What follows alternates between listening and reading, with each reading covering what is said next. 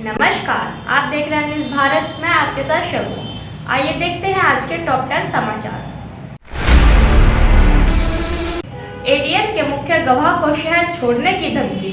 नितिन पंत धर्मांतरण मामले में है मुख्य गवाह, दरोगा पर लगाया आरोप। धर्मांतरण मामले के एटीएस के मुख्य गवाह नितिन पंत ने थाना मंडी पुलिस की शिकायत की है। उसने आरोप लगाया है कि थाना मंडी का एक दरोगा उसे धमका रहा है और उस पर सहारनपुर का आश्रम छोड़कर चले जाने का दबाव बनाया जा रहा है। अगर वह इस आश्रम में रहा तो उसकी हत्या हो सकती है। पीड़ित को एसएसपी ने जांच के बाद कार्रवाई का आश्वासन दिया है। अस्थायी कर्मचारी ने राजकीय मेडिकल कॉलेज के गेट तालाबंदी की। कर्मचारी बोले, कोरोना काल में जान जोखिम में डालकर नौकरी की, अब नौकरी से निकाल दिया गया। चौकी इंचार्ज पर लगाया अभद्रता का आरोप। सहारनपुर के राजकीय मेडिकल कॉलेज में नौकरी से हटाए जाने के बाद अस्थायी कर्मचारी ने हंगामा कर दिया है। कर्मचारी ने मेडिकल कॉलेज के मुख्य द्वार पर तालाबंद कर कॉलेज के प्रशासन के खिलाफ मुख्य गेट पर धरने पर बैठ गए और नारेबाजी की। पुलिस की कर्मचारियों के साथ जमकर नोकझोंक हुई। अस्पताल में आने जाने वाले मरीजों को परेशानी उठानी पड़ी। बाद में इमरजेंसी का गेट खोला गया। कर्मचारियों का कहना है कि जब तक उन्हें नौकरी पर दोबारा से नहीं रखा जाता वह धरना जारी रखेंगे। 1 करोड़ के डोडा पोस्त के साथ 3 गिरफ्तार। मध्य प्रदेश से ट्रक में ला रहे थे खेत। यूपी में स्कूल के बच्चों को परोसा जाता था नशा। सहारनपुर के थाना कुतुबशेर पुलिस ने करीब 1 करोड़ के डोडा पोस्त की तस्करी करने वाले 3 आरोपियों को गिरफ्तार किया है।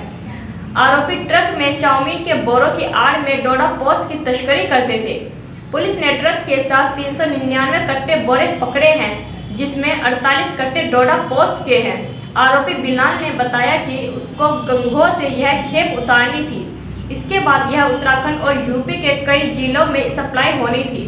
पुलिस ने आरोपियों को कोर्ट में पेश कर जेल भेज दिया है। पंचर बनाने वाले राजकुमार के जज्बे को सलाम, मिलेगा आगरा का गौरव सम्मान। ताजनगरी आगरा में पंचर बनाने वाले राजकुमारी को शहर की रोशनी संस्था आगरा का गौरव सम्मान से सम्मानित करेगा। दरअसल राजकुमारी के परिवार की आर्थिक स्थिति बेहद खराब है और इसी कारण दयाल बाग यूनिवर्सिटी में बीए फर्स्ट ईयर में पढ़ाई कर रही है।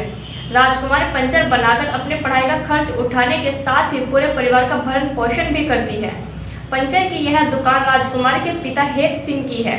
वर्ष 2019 में वह बीमार चल रहे हैं, जिसके बाद राजकुमारी पर ही दुकान संभालने की जिम्मेदारी आ गई है।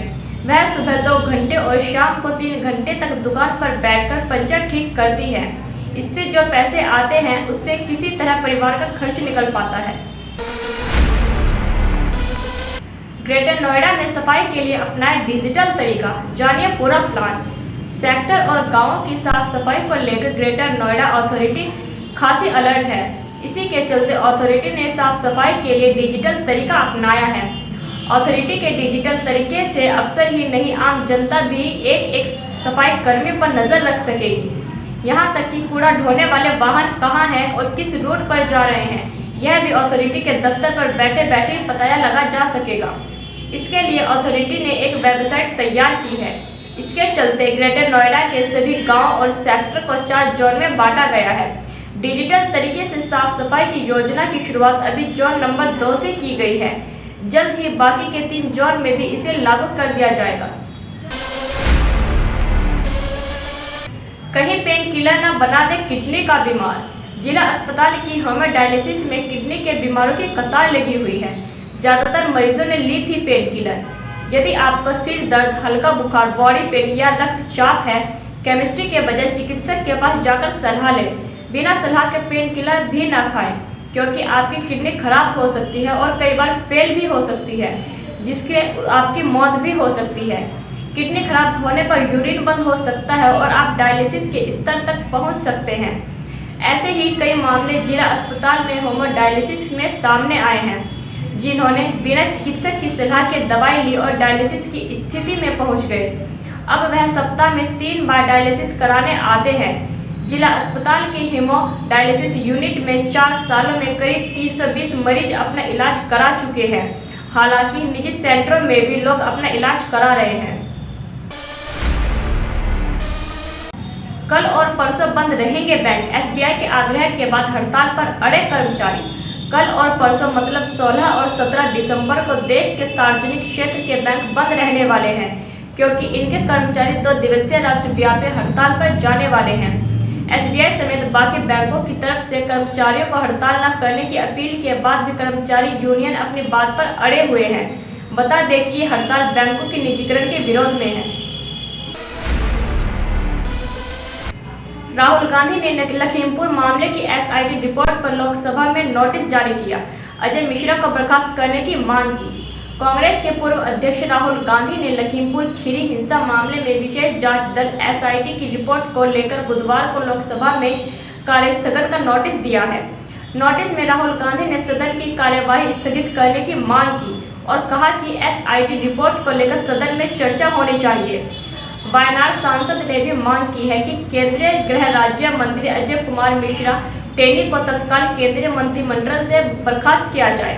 गौरतलब है कि लखीमपुर खीरी हिंसा मामले की जांच कर रहे एसआईटी ने अब तक की छानबीन और साक्ष्यों के आधार पर दावा किया है कि केंद्रीय गृह राज्य मंत्री के पुत्र और उसके सहयोगियों द्वारा जानबूझकर सुनियोजित साजिश के तहत घटना को अंजाम दिया गया। अखिलेश यादव बोले, लाल टोपी से बीजेपी को लग रहा है डर, टकरा रही डबल इंजन सरकार। पूर्व मुख्यमंत्री अखिलेश यादव ने कहा है कि उत्तर प्रदेश में समाजवादी पार्टी का कांग्रेस सहित बड़े दलों के साथ कोई गठबंधन नहीं होगा। उन्होंने कहा कि भाजपा के लिए दरवाजे खोलने वाले ओम प्रकाश राजभर जैसे छोटे दल अब हमारे साथ हैं। अखिलेश ने यह भी कहा कि लाल टोपी पर पीएम नरेंद्र मोदी की टिप्पणी से पता चलता है कि भाजपा लाल टोपी से डरती है। पूर्व सीएम ने कहा कि वाराणसी में अंतिम दिनों में जाने के बारे में उनकी टिप्पणी भाजपा सरकार के संबंध में थी। यादव ने यह भी मांग की है कि लखीमपुर खीरी मामले में साजिश स्पष्ट होने के बाद गृह राज्य मंत्री अजय मिश्रा टोनी को हटा दिया जाए। शॉर्ट सर्किट से लगी आग ने मचाई तबाही। देखते ही देखते जलकर राख हो गए 20 घर। बिहार के पूर्णिया में बड़ा हादसा हुआ है। धमदाहा थाना के कुकरन नंबर 2 में मंगलवार की देर रात भीषण आग लग गई। आग लगी कि इस घटना में 9 परिवारों के 20 घर जलकर राख हो गए। इनमें करीब 25 लाख से अधिक की संपत्ति जलकर नष्ट हो गई। इस आगलगी में 3 मवेशियों की भी मौत हो गई है। आगलगी के दौरान गैस सिलेंडर भी ब्लास्ट कर दिया गया, जिससे आग और अधिक तेजी से फैल गई। आग लगने की सूचना मिलते ही दमदाहा से फायर ब्रिगेड की 3 गाड़ियां मौके पर पहुंची और स्थानीय लोगों की मदद से आग पर काबू पाया। स्थानीय विकास कुमार ने बताया कि शॉर्ट सर्किट से उनके पड़ोसी फूलो मंडल के घर में आग लग गई और देखते ही देखते 9 परिवारों के 20 घर जलकर राख हो गए। मंडल टोला का अधिकांश घर जल गया है। उन्होंने प्रशासन से मांग की है कि पीड़ितों को जल्द मुआवजा मिले ताकि उन्हें कुछ राहत मिल सके। इसकी सूचना उन्होंने मंत्री लेश सिंह को भी दी है। ब्रेकिंग न्यूज़ के लिए बने रहिए एम न्यूज़ भारत के साथ।